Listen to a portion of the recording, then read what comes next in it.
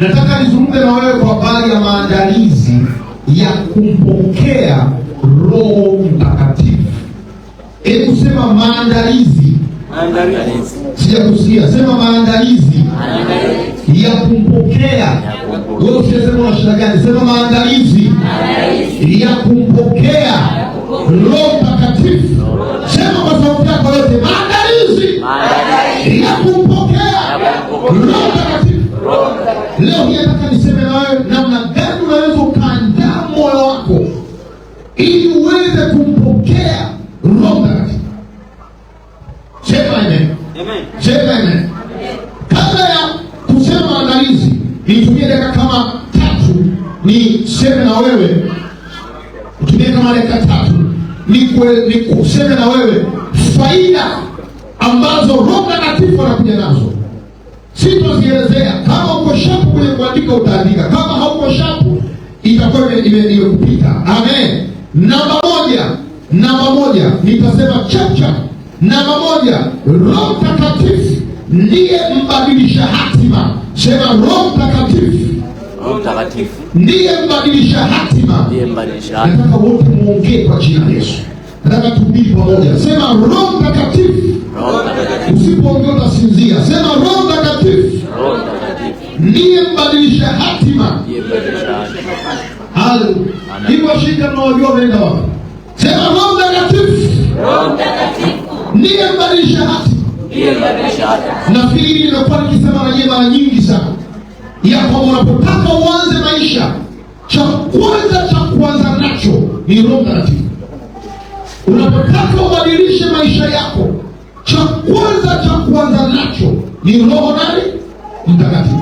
Ukisoma kwenye maandiko, cha kwanza ambacho Mungu alimpa mwanadamu ili abadilishe maisha yake, alimpa nani? Roho Mtakatifu. Kwa hiyo unapotaka ubadilishe maisha yako, cha kwanza ni nini? Ni Roho Mtakatifu. Namba mbili, yeye ndiye arabuni ya wokovu wetu. Yeye ndio nini?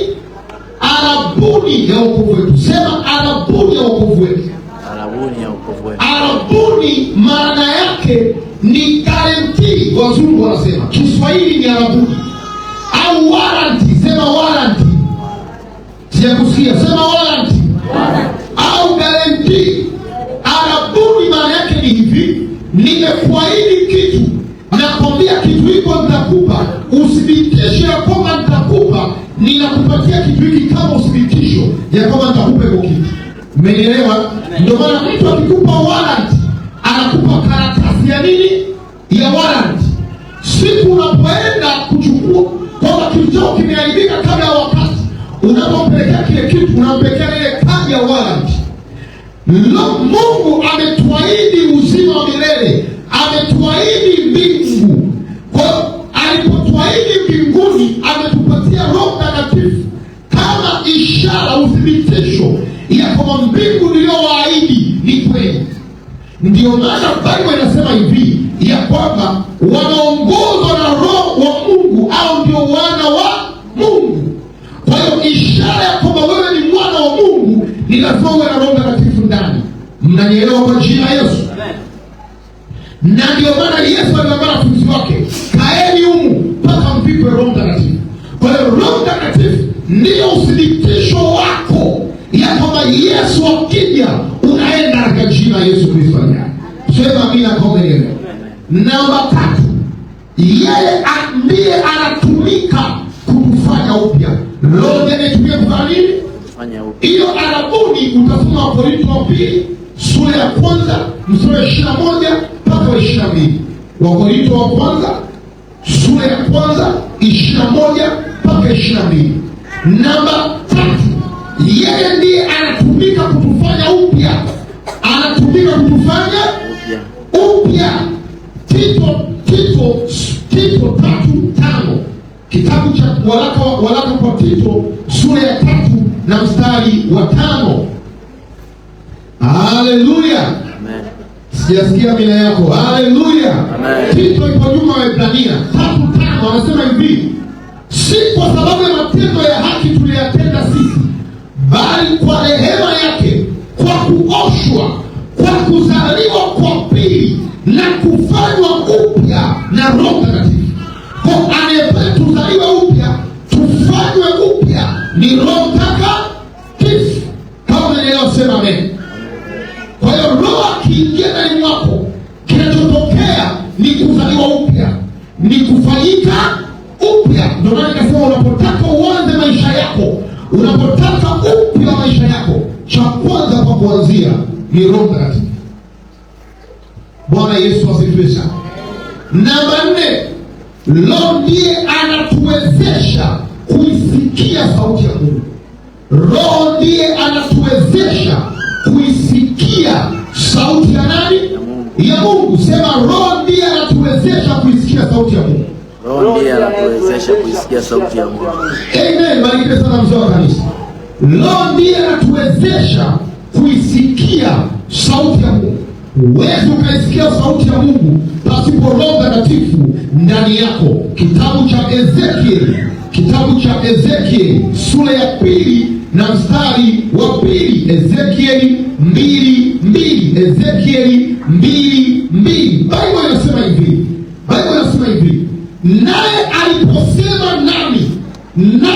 aliposema nami, Roho ikaniingia, ikanisimamisha, nikamsikia yeye aliyesema nami. Ezekia, Mungu alikuwa anaongea, ile Ezekia alikuwa hasikii. Ezekia alikuwa fanya nini? Hasikii. Hii maiki ni kama ya ndipo mkoga sauti. Kama kuna maiki ya kuna beti nzuri mpya, naomba mnipatie. Kama kujaipata hivi. Haleluya. Mtajaribu. Kama itanisumbua nitarudisha. Bwana Yesu hii kidogo. Bwana Yesu asifiwe sana. Kwa hiyo kama hauna Roho Mtakatifu ndani, huwezi ukaisikia sauti. Acha hapo sadaka. Sawa? Pale ndani. Ni pale mwana kwa hivi. Amen. Bwana asifiwe. Amen. Mungu anaongea, ila huwezi ukaisikia sauti yake, ni mpaka Roho Mtakatifu awepo ndani yako. Ezekia, Mungu alikuwa anasema, lakini Ezekia alikuwa hasikii. Anasema, Roho ilipoingia ndani yangu, ndipo nikamsikia. Yeye Mungu alikuwa anafanya nini? Anasema na mimi. Mmenielewa kwa jina Yesu? Kwa hiyo Mungu anaongea, ila huwezi ukasikia basi kwa Roho Mtakatifu ndani yako. Utasoma Yohana Mtakatifu sura ya 16 na mstari wa 12. Yohana Mtakatifu 16:12 anasema hivi, hata bado nikali na mengi ya kuambia, lakini hamwezi kuyastahimili hivi sasa. Lakini yeye atakapokuja, huyo Roho wa kweli, ataongoza watu kwenye kweli yote, maana hatanena kwa shauri lake mwenye, lakini yote atakayasikia atayanena. Umeona? Kwa Roho ndiye anayesikia kwa Mungu, afa anayanena kwako. Kwa unapotaka umsikie Mungu, lazima umtake Roho Mtakatifu. Kama unaelewa sema amen. Namba 5, Roho ndiye anayetusaidia kuomba. Roho ndiye anayetusaidia kufanya nini? Kuomba. Hauwezi ukaomba vizuri kama hauna Roho Mtakatifu. Hauwezi ukaomba vizuri. Kitabu cha Warumi, nafikiri wengi mnakijua hiko, Warumi sura ya 8 mstari 26. Warumi 8:26 anasema hivi, kadhalika Roho naye utusaidia udhaifu wetu. Anatusaidia nini? Udhaifu wetu. Kwa maana hatujui kuomba jinsi tupasavyo, lakini Roho mwenyewe hutuombea kwa kuugua kusiweza kutamkika. Kwa hatujui kuomba tupasavyo, ni Roho ndiye anayetusaidia kufanya nini? Kuomba. Kwa ukiona huwezi kuomba, nenda kwa Roho Mtakatifu akuwezeshe kuomba kwa jina Yesu. Sema amen. Namba 6, Roho ndiye anatusaidia kushinda nguvu za giza. Roho ndiye anatusaidia kushinda nguvu za giza. Roho ndiye anayetusaidia kushinda nguvu za nini? Za giza. Natamani kila mtu mmoja leo anaandika kwa jina Yesu. Napoona mtu aandiki, sisikii vizuri. Haleluya. Roho ndiye anayetusaidia. Nyinyi hapa mbele nyinyi.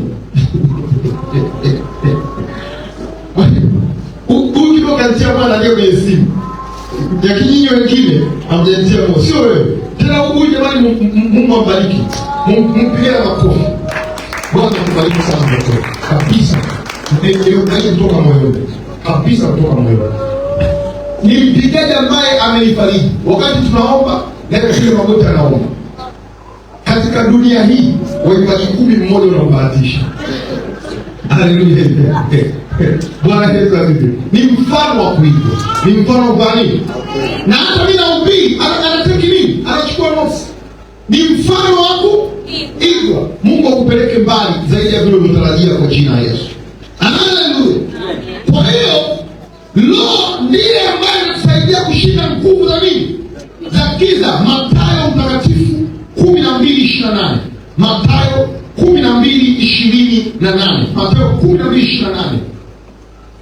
Biblia inasema hivi, lakini mimi nikitoa pepo kwa Roho wa Mungu, basi ufalme wa Mungu umekwisha kuajilia. Yesu anasema akitoa pepo kwa Roho wa nani? Kwa Roho wa nani? Wa Mungu. Maana yake alitoa pepo kwa Roho wa nani? Wa Mungu. Na ameelewa kwa jina Yesu. Na ameelewa kwa jina Yesu.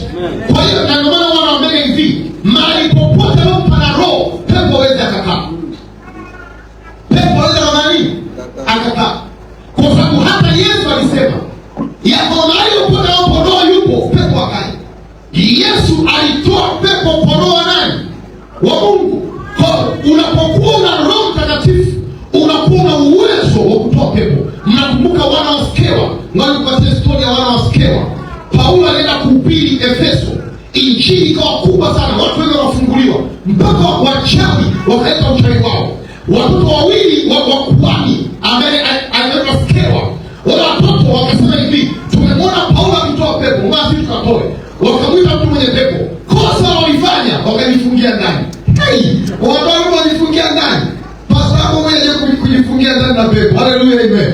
Lakini ukijifungia una nguvu za Mungu anatoka kwa jina la Yesu. Sema amen. Sema amen. Sema amen. Wakajifungia ndani. Wakasema kwa jina la Yesu. Analisema Paulo, toka. Kwa jina la Yesu. Analisema Paulo, toka. Yule pepo kwa nini aliwapiga? Kwa sababu walikuwa hawana roho. Jina la Yesu bila Roho Mtakatifu hakuna kitu. Ninaelewa kwa jina la Yesu. Jina la Yesu bila roho hakuna kitu. Ndio maana sema ndio maana. Hata Yesu Kristo hausikii. Maana kuna watu wananisaga hadithi iliyotoka kwenye Qur'ani. Qur'ani wanasema kwamba Yesu akiwa kijana mdogo aliwahi kuchukua ndege akambadilisha. Tena Qur'ani kwa jina la Yesu. Unajua ilipotoka? Sema amen. Na kuzo unajua ilipotoka? Na kuzo unajua ilipotoka? Na kuzo unajua ilipotoka? Aliitoa mwenyewe anasema kwamba sauti ilikuwa chini. Unajua chini kuna nani? Ameka siku tunamkanyaga, si ndivyo? Sasa ile siku tunamkanyaga, afu ndio wewe unaanza kuona unaenda kutoa hadithi kwamba Yesu alichukua ndege na mbadilisha. Huo ni uongo. Maandiko ya Biblia yanasema kwamba Yesu hakufanya lolote mpaka kufika miaka 30. Haleluya, amen. Yesu alipofika miaka 30 na miaka 30 hiyo hakufanya masomo ya miaka 30. Hapana, alifanya kwa sababu roho iliingia ndani yake. Kabla maandiko hayajaandika Yesu kujaa roho na kujaa nguvu, hakuna mahali Yesu alifanya muujiza. Mnaelewa katika jina la Yesu? Nani anaelewa sema amen? Nani anaelewa sema amen? Nani anaelewa sema amen? Nani anaelewa sema amen? Na kama alifanya haijaandikwa, Mungu alishasema niliyoyaandika ni ya kwenu. Amosijaandika sio ya kwenu, ni ya kwangu. Kwa hiyo ningemwachia nani? Mungu. Kuna mtu mmoja alikuwa anasema hivi, sasa hii Biblia walioandika, nikaambia hivi, mpaka picha Biblia imeandikwa tunachanganyana namna hii. Vipi kama isingekuwepo? Yaani kuna mahali pa kurejea, lakini kila mmoja ana sehemu yake, kila mmoja ana dini yake. Kila mmoja anampenda Yesu anavyotaka. Vipi tungechanganyana? Tungekuwa hakuna mahali pa kurejea. Kila mmoja akiruka na unabii wake anasema neno la Bwana. Mungu wa mbingu na nchi. Haleluya, tungeabudu miguu juu. Tukifika hapa tunafunikana miguu juu tunaabudu.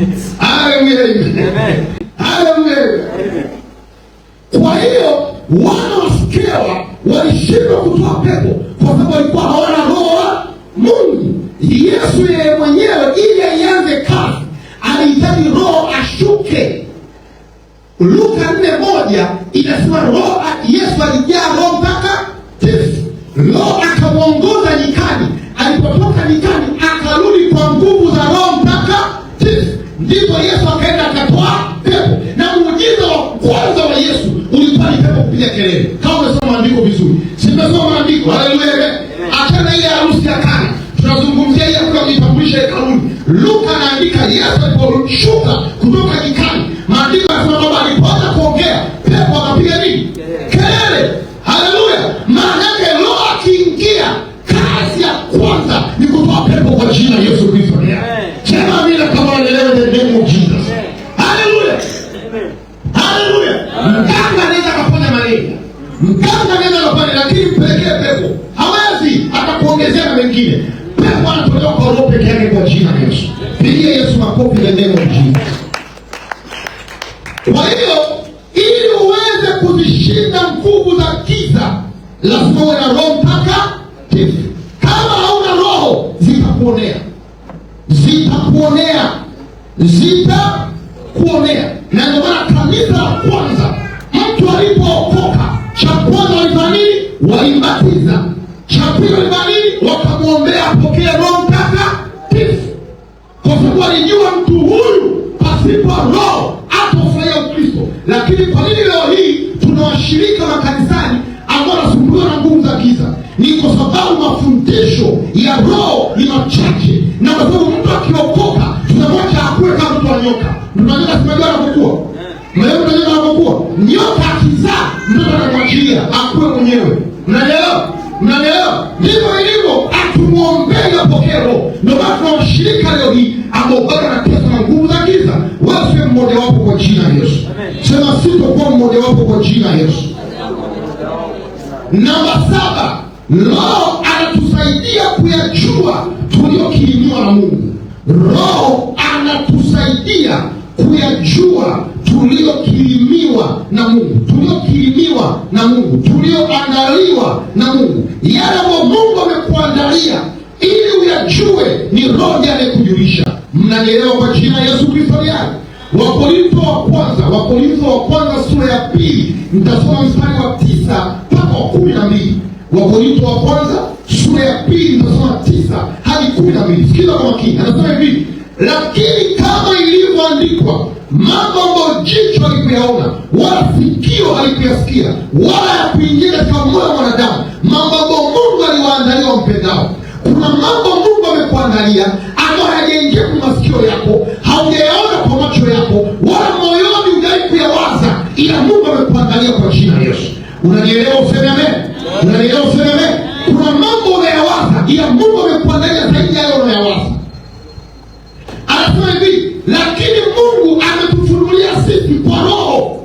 Kumbuka, hayajulikani, maana Roho huchunguza yote, hata mafungo ya Mungu. Maana ni nani katika binadamu ayajuaye mambo ya binadamu ila roho ya binadamu iliyo ndani yake? Vivyo hivyo na mambo ya Mungu hakuna yafahamuye ila Roho wa Mungu. Lakini sisi hatukuipokea roho ya dunia, bali Roho atokaye kwa Mungu, makusudi tupate kuyajua tuliokirimiwa na Mungu. Haleluya!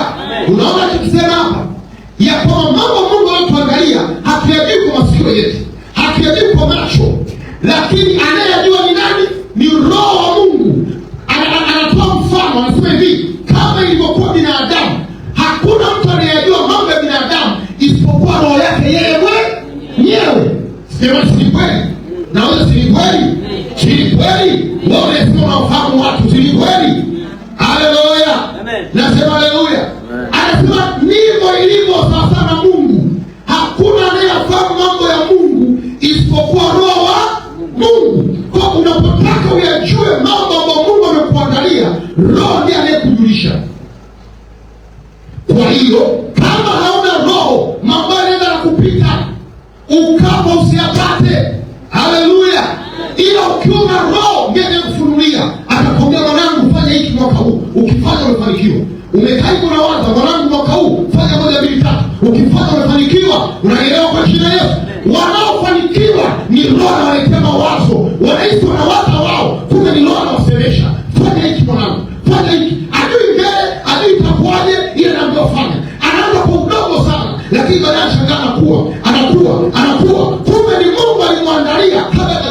Roho, lakini aliyemjulisha ni Roho Mtakatifu. Pasipo Roho utahangaika mwanangu. Leo hii unauza screen, kesho unauza DVD, mtondogoo unauza karanga, kesho kutwa mmantilie, mtondogoo umeenda polisi, kesho kutwa umeenda Mazafa, mtondogoo umeenda baba, unachanganyikiwa kwa muri kwa biashara, mfanya kazi, mchungaji au mwinjilisti. Kesho umekamata maiki unahubiri, kesho kutwa mbaya biashara. Bwana, kuhubiri vipi? Mchungaji nishaja, na unauza ndizi. Utachanganyikiwa katika jina la Yesu.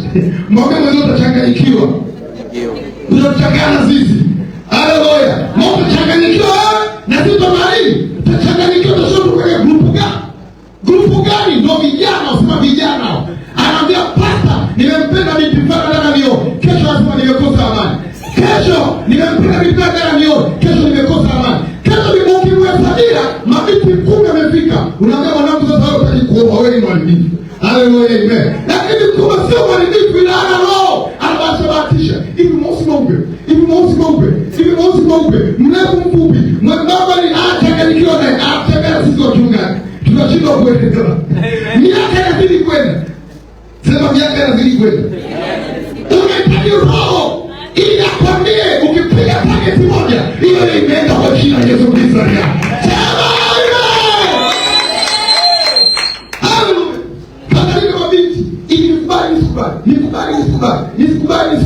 Nikubali.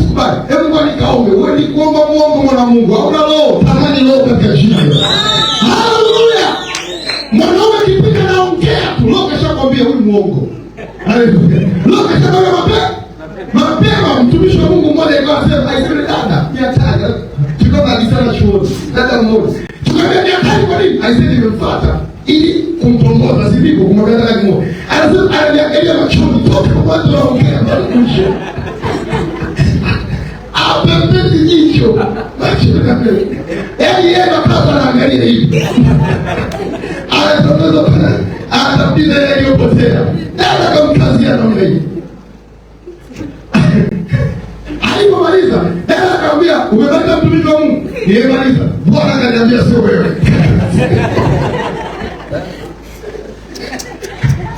Haleluya. Kijana kwa Victoria amezimia, tena mpepea.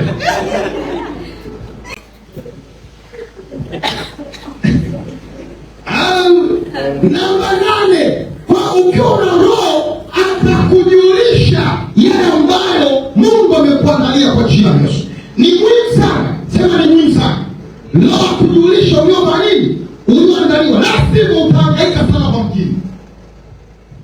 Ila Roho akikujulisha jambo lako lilokuandalia, ukilifanya hilo umefanikiwa kwa jina la Yesu. Sema na kuhitaji Roho Mtakatifu. Sijakusikia. Sema na kuhitaji Roho Mtakatifu. Sijakusikia. Sema na kuhitaji Roho Mtakatifu. Unaongea taratibu sana. Sema na kuhitaji Roho Mtakatifu. Haleluya.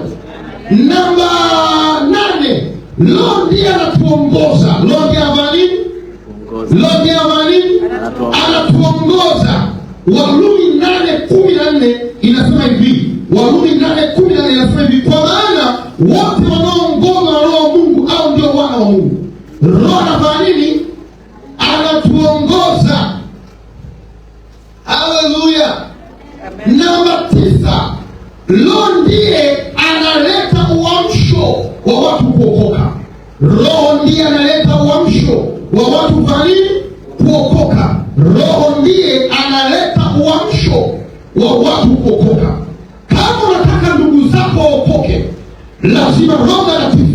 Tunapotaka maafisa yaokoke, lazima Roho Mtakatifu. Matendo ya Mitume sura ya 2 mstari wa 37. Paulo baada ya kusoma kwa Mitume 2 yote, Paulo baada ya kujaa Roho alipohubiri, baada anasema watu wakachoma mioyo yao, wakaambia Petro na Mitume, tutendee ndugu zetu. Petro akamwambia, tubuni mkabatizwe kila mmoja kwa jina la Yesu Kristo mpate ondoleo la dhambi zenu, nanyi mtapewa kipawa cha Roho Mtakatifu.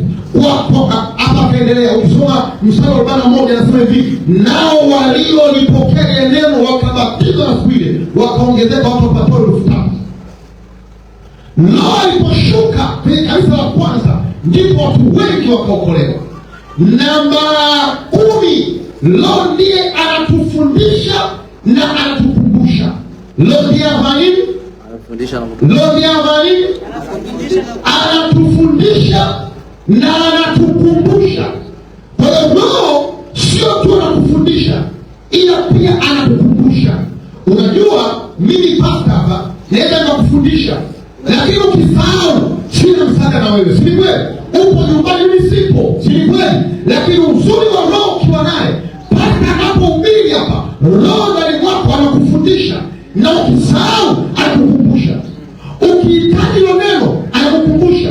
Yohana 14:26 anasema hivi, lakini huyo msaidizi, huyo Roho Mtakatifu amebeba pamoja kwa jina langu, atawafundisha yote na kuwakumbusha yote niliyowaambia. 11 Roho ndiye anatutia kwenye kweli yote. Yohana 16:13 nafikiri tulishaisoma mara ya kwanza ya kwamba Roho atatutia kwenye kweli yote. Maana yake hauwezi ukatembea kwenye kweli ya Mungu, hauwezi ukaifahamu kweli ya Mungu yote pasipo Roho Mtakatifu. Kama natamani umjue Mungu, kama natamani unauelewa mkubwa wa kimungu, Roho Mtakatifu ndiye msaada wako. Bwana Yesu asifiwe sana. Sisi kama leo mseme amina. 12 Roho ndiye anatupatia upendo wa Mungu ndani yetu. Roho ndiye anatupatia upendo wa Mungu ndani yetu. Warumi 5:5 Roho ndiye anatupatia upendo wa Mungu wapi? Sema ndani yetu. Sijakusikia. Sema ndani yetu. Sema Roho ndiye anatupatia upendo wa Mungu ndani yetu. Warumi 5:5 nasema hivi, natumaini alitayarishi tunakumesha kufundisha, aliaishi, sawa Kwa maana pendo la Mungu limekwisha kumiminwa katika mioyo yetu na Roho Mtakatifu tuliyepewa sisi. Umeelewa kwa jina la Yesu? Pendo la Mungu limemimina ndani mwetu kwa Roho tuliyepewa. Na pointi yangu ya mwisho kabisa, Roho ndiye anatubadilisha. Sema Roho ndiye anatubadilisha. Roho ndiye anatubadilisha.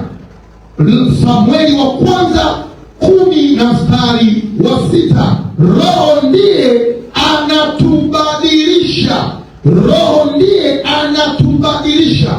Samueli wa kwanza 10:6.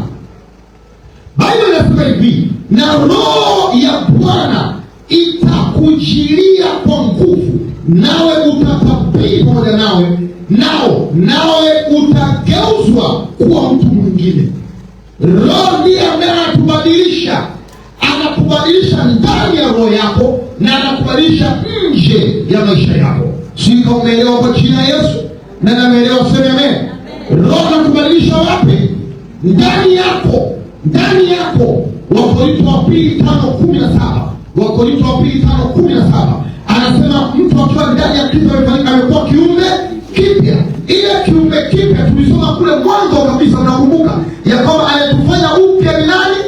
Ni Roho Mtakatifu, sinakumbuka. Kwa Roho ndiye anayebadilisha ndani yako. Unapotaka ubadilike tabia yako, ubadilike maisha yako, ubadilike kila kitu, ni Roho. Roho ndiye anakubadilisha ndani yako mpaka nje, mpaka maisha yako. Roho alipombadilisha Yusufu, alibadilisha maisha yake. Alipombadilisha Daudi, alibadilisha maisha yake. Alipombadilisha wanafunzi, alibadilisha maisha yao. Kwa Roho alivyo, anabadilisha tabia yako na maisha yako. Sema tabia yangu na maisha yangu. Sema Roho Mtakatifu, ninakuhitaji ubadilishe maisha yangu na tabia yangu. Haya, tukamalizie somo. Tukamwambia mwanzo tukamalizie somo. Tunamalizia somo tulipoanzia. Mnakumbuka tulipoanzia? Yohana sura ya 14. Mnakumbuka? Bwana kae ile poteka kupoteza muda nikazidisha. Yohana 14:15-16 anaweka wazi, anasema hivi ya kwamba mkinipenda mtashika amri zangu. Anasemaje? Hebu tuseme pamoja. Simesema neno malizia. Anasema mkinipenda.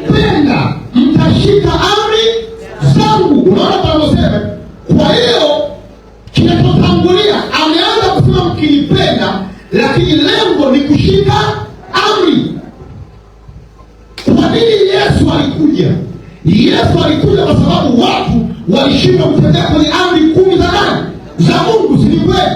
Walitenda dhambi, walienda kinyume na amri 10. Tunakubaliana? Na wote tunakubaliana? Kama unakubali sema amen. Amen. Walikwenda kinyume na amri, ndipo Yesu akaja ili waokoe. Sasa Yesu anawaambia hivi, ili zile amri ambazo zimewaangusha, ili mzishike, anzieni hapa, mkinipenda. Sema mkinipenda. Kwa Yesu anasema hivi, mkinipenda mimi mtashika amri zangu. Sema amen. Kwa hiyo ili ushike amri za Yesu inatakiwa kwa nini? Umpende. Sasa kumpenda Yesu, kila mtu anasema anampenda Yesu. Yesu hakuongea upendo huo. Yesu hakuongea nini? Upendo huo. Upendo Yesu aliyoongea ni wa kuwa karibu na yeye, ni wa kuwa na muda na yeye. Umenielewa kwa jina Yesu? Ukiwa na muda na Yesu, ni kwambia utashika amri zake. Utanielewa tu kwa jina Yesu?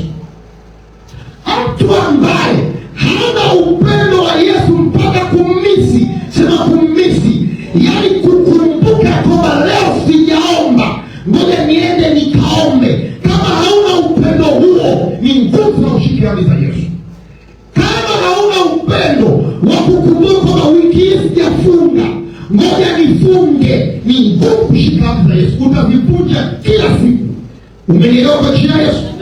Kushika amri zake kunaanzia kwenye kumpenda, na kumpenda mtu ni kuwa na muda na yeye. Unanielewa kwa jina Yesu? Ukitaka unielewe, tafuta hapa kanisani wapenzi wapya. Wapenzi nini?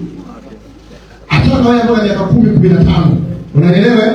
10, yaani haleluya, amen. Yaani ile ambaye umetoka kazini uje kumpigia simu tena, ile tena unampigia. Vipi huko? Nije na nyanya au nije na kitunguu? Unanielewa wewe? Si unanielewa na ndoa? Haleluya. Alipotoka asubuhi ndo apige simu tena na uje kupiga jioni, nije na nyanya au nije na kitunguu au vyote viko sawa. Mzee, unanielewa? Lakini nazungumzia sasa, sizungumzi upendo huo. Sizungumzi upendo huo ambao mmekaa kanisani mjachati, mke na mume mjachati. Nazungumza upendo na vijana ambao hapo kanisani mjachati bado inaendelea. Mnanielewa kwa jina la Yesu? Mnanielewa? Nazungumza na kijana ambaye anaondoka nyumbani. Ndio naondoka hivyo. Umekunywa chai? Sima vipamu. Nimekunywa chai gani? Ilikuwa ya moto. Umeungua. Tunaweza kucheka. Simnavijua hizo. Na mimi napenda tunacheka kama hizo. Unaelewa kwa jina la Yesu? Nazungumza upendo huo. Upendo ambao hauwezi likapita saa ujamsalimia wa mpenzi. Na nikwambia kama ukipindika enjoy, kwa sababu kipindi kikaisha. Hata iweje kupiga umesha kukupiga kama na sheria pale. Neti anamsumbua kukumbuka makolini saa 7. Bibi lunch nini au isije? Leo isije. Sawa. Ikiisha jioni bwana mimi au kama hata kwa ndo narudi amwambie anasikia tuone pipi. Au lazima uoga chemwa. Nimesema haleluya. Amen. Kipindi hiki ulichonacho enjoy. Kama ukiukweli kikaondoka, maisha yakija, daftari, sijui na nini, unaona ujenge hapo, ushachoka kupanga, unaoza nini, vikimiksi hapa, ukiondoka hivi, umwaze mapolini saa 7, na saa 7 ni njaa. Ukiamka tunawazidi kile kiwanja kitajengwa nini. Hivi hata ndio ukasema haka. Hapo bado mmeti bote na kutumbua. Sema amen. Mmeelewa upendo unaoongea sasa? Yesu alikuwa anaongea upendo ambao ni wa agape, sio upendo wa folio. Upendo wa folio ni upendo wa tamaa. Ile alikuwa anaongea upendo wa agape, upendo wa kushikamana kama kitu kimoja. Mnaelewa kwa jina la Yesu? Upendo ambao ikipita ni saa moja haujasema asante Yesu, unasikia hukumu. Unanielewa? Yaani mimi kama ikipita dakika sijasema asante Yesu, huwa nasikia hukumu. Unanielewa? Unanielewa? Nani anaelewa kwa jina la Yesu? Unasikia ni mwako. Ule upendo ambao asante Yesu. Umesimama, asante Yesu. Unatembea hapo na pale, Bwana wewe ni mwema. Unatembea, una upendo wa karibu na Yesu. Upendo huo ndio ambao unamfanya mtu atembee kwenye amri za Yesu Kristo. Kama umeelewa sema amen. Kama umeelewa sema amen. Sema amen. Umeelewa kwa jina la Yesu. Amen. Yesu ndio upendo alioongelea. Anasema mkipenda upendo huo mtashika amri zangu. Sasa amri ya Yesu ni ipi? Sema Sema amri ya Yesu. Amri ya Yesu ni ipi? Amri ya Yesu aliyotuambia ni hii. Tumesoma kwenye waraka wa kwanza wa Yohana 3:23, si kweli? Anasema amri yake ni hii, ya kwamba uliamini jina la Yesu. Si kweli mtumishi wa Mungu? Uliamini jina la nani? La Yesu. Amri ya kwanza kabisa ni kuamini jina la Yesu. Pasipo hilo hauwezi kwenda mbinguni. Unanielewa kwa jina la Yesu? Yaani ndio amri ya kwanza. Sinakumbuka anasema katika Yohana 3:16 ya kwamba Mungu alimtoa nini? Mwanawe pekee, ili kila mtu amwaminie asipotee, awe na uzima wa milele. Kumwamini Yesu ni kuamini jina lake. Hiyo ndio amri ya kwanza. Amri ya pili anasema hivi, mpendane ninyi kwa. Sema mpendane ninyi kwa nini? Sijasikia. Sema mpendane ninyi kwa nini? Amri ya mwisho amesema kupendana. Yesu amesema ukishika amri hii, anasema ndipo sasa nitamuomba Baba. Anasema nami, anaposema nami maana yake umefanya haya. Sijipota tumishi wa Bwana. Si kweli? Amen. Anasema hivi, ukinipenda utashika amri zangu, nami nitamuomba Baba. Anasema msaidizi. Kwa nini msaidizi? Msaidizi aje akusaidie kumpenda Yesu na kutembea kwenye amri zake. Kumbuka tumesoma kwenye Warumi 5:5 ya kama pendo la Mungu anayemimina ndani mwetu ni nani? Ni Roho Mtakatifu. Mtu ambaye ana Roho Mtakatifu ndani anampenda Yesu, yuko tayari na kufa. Kama hauna Roho ni ngumu sana ukampenda Yesu kiwango cha kutembea kwenye amri zake. Unanielewa kwa jina la Yesu? Ni Roho ndiye ambaye akiingia ndani mwako anamimina pendo la Mungu. Unaanza kumpenda Mungu na kupenda watu wengine. Mtu mwenye Roho hawezi kufanya jambo la kuwazuru wengine. Pigie Yesu makofi. Haleluya, amen. Kwa nini? Ana upendo. Ndio maana Yesu injili zake zote alihubiri kwa ya upendo. Ukichukua injili za Yesu, injili ya Yesu yote ukikusanya, kichwa cha habari ni upendo. Yesu aliposema ya kwamba mpende adui yako ni upendo. Aliposema toeni ni upendo. Aliposema nataka rehema zaidi ya sadaka na dhabihu ni upendo. Rehema ni upendo, ni kumrehemu mtu aliyekukosea. Hana sababu ya kumsamehe, ili unamsamehe. Amekuomba msamaha, amekuomba msamaha, unamsamehe, unamwachilia na unamwambia mema kwa Mungu. Huo ni upendo. Haleluya. Sema amen. Na Mungu amesema nataka rehema zaidi ya sadaka. Maana yake kama umeshindwa kurehemu watu, sadaka ni bure. Umeelewa kwa jina la Yesu? Sasa kama unataka Roho aingie ndani mwako, haya ndio mambo ya kuanzia kwa jina la Yesu. Kama unataka Roho aingie wapi?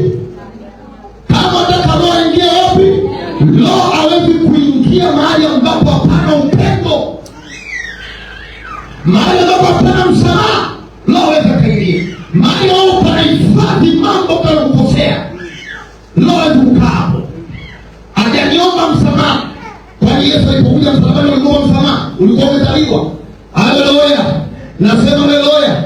Kuna mtu alipata Yesu mbinguni kumwomba msamaha kupipaje? Salikuja yeye mwenyewe. Haleluya. Upendo. Usimseme mwingine vibaya. Haleluya. Yesu alitaka umpende mwingine, uumie kwa ajili ya mwingine.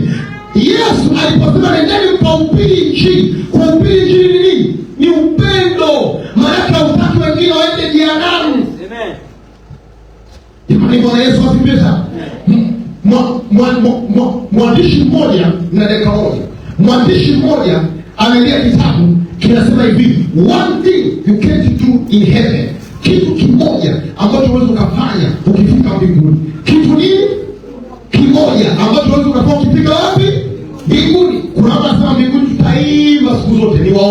mbinguni hatutoimba siku zote. Haleluya. Kuna wakati wa kusaidiana na Petro na Elia. Bwana asifiwe. Ndio maana inaitwa karamu. Hivi kuna karamu, unaweza kula karamu kunaimba. Haleluya. Nani anaelewa kwa jina la Yesu? Hawa ni mafundisho ya uongo. Haleluya. Biblia inasema Yerusalemu mpya itakuja. Yerusalemu nini? Mpya itakuja, mbingu mpya na nchi mpya. Ndio itakuwa ni siku ya mwaliko. Ile siku ya nini? Ya mwaliko wa mwana kondoo. Hiyo siku tutaimba na kucheza. Kwa sababu hata ukiamua usicheze utacheza tu. Wala mimi kuingia mbinguni mchezo. Yaani ukiingia mbinguni nikwambia mziki umepigwa hujapigwa utacheza tu. Utaambia mziki unataka mumo kwa mumo. Haleluya, amen. Kwa nini? Nimedumbukia mbinguni. Haleluya. Nani akiingia mbinguni atacheza hapa? Sijui. Paulo mwenyewe kuingia mbinguni mpaka nicheza. Haleluya, amen. Haleluya. Kwa sababu hata kuna mtu hapa ajielewe. Kama kuna mtu anaona mguu umezama sana jehanamu kuliko mguu wa mbinguni. Yaani mguu wa mbinguni umebeba kiatu namna hii. Ni malaika tu mmoja akamwonea huruma, kamdaka kwamba kwa kikamba na kikamba kile kaenda kukatika. Haleluya. Sasa mtu kama huyo malaika akafanikiwa kumkamata mguu, akamrusha, kaamkia mbinguni. Au mwambie asicheze. Au ni waongo bila kwambia. Unacheza umechanganyikiwa. Na niwaambie kitu cha pili. Watu wengi ukiwaambia milele wanafikiri mbinguni milele ni kitu kikubwa. Niwaambie mbinguni miaka 1000 ni sasa siku gani? Kwa mbinguni umeishi miaka 1000 ni sasa umecheza kwenye saa 12 asubuhi mpaka 12 jioni. Unaelewa? Kwa saa ya Israeli, saa ya Israeli masaa 12. Israeli siku moja ni masaa ngapi? 12. Haleluya. Nenda mbele kwa jina la Yesu. Funga mkono na katika jina la Yesu. Kwa mbinguni utacheza tu mama. Yaani niwaambie Paulo toka alipanda mbinguni mpaka sisi miaka 2000, maana kana siku mbili mbinguni. Hiyo ndio maana yake. Tukipiga hesabu vizuri. Bwana Yesu asifiwe. Sasa siku mbili ni nyingi. Wewe unaniona kaza kwa kaza. Yaani wewe hapo ulipo maisha yako yote ulioishi mbinguni yapisha hata kaserusi kwa siku moja. Hata kacheni. Sio pale ulipo kwa jina la Yesu. Bwana Yesu asifiwe. Naomba pesa, wekeni vizuri. Tuimbe wimbo mzuri sana wa kuabudu. Tuimbe dakika 10 wimbo mzuri wa kuabudu, dakika 10. Tuombe dakika 10, tuwaruhusu waende nyumbani. Haleluya, amen.